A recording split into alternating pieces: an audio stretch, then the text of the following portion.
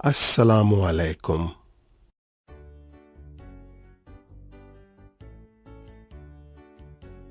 پیارے بچوں، ایک دفعہ کا ذکر ہے کہ ایک کسان کے 3 بیٹے تھے۔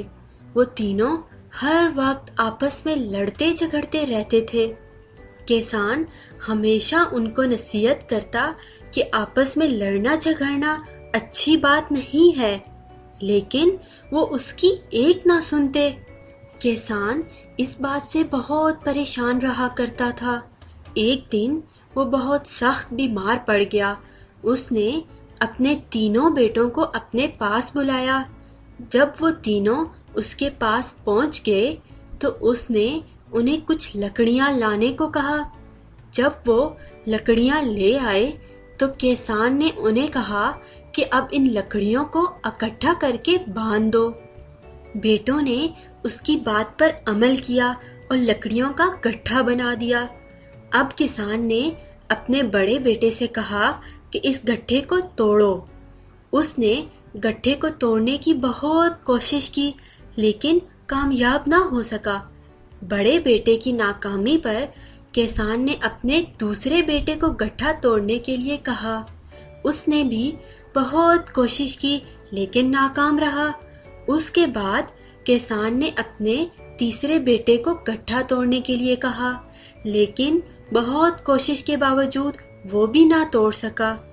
جب کوئی بھی بیٹا گٹھا نہ توڑ سکا تو کسان نے بیٹوں کو گٹھا کھولنے کے لیے کہا۔ اب اس نے ایک ایک لکڑی تینوں بیٹوں کو دی اور کہا، اب اسے توڑو۔ سب نے بہت ہی آسانی سے لکڑیاں توڑ دیں۔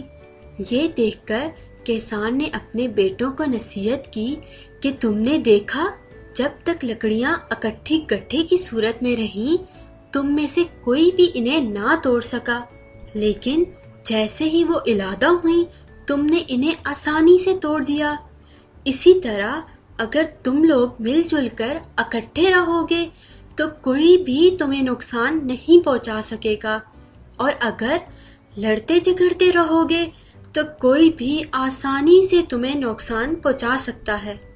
کسان کی نصیحت کا بیٹوں پر بہت گہرا اثر ہوا اور اس کے بعد انہوں نے کبھی آپس میں جھگڑا نہیں کیا اور امن سے رہنے لگے۔ تو پیارے بچوں، اس کہانی سے ہم نے کیا سیکھا کہ لڑنے جھگڑنے سے کچھ حاصل نہیں ہوتا، بلکہ اتفاق میں ہی برکت ہے۔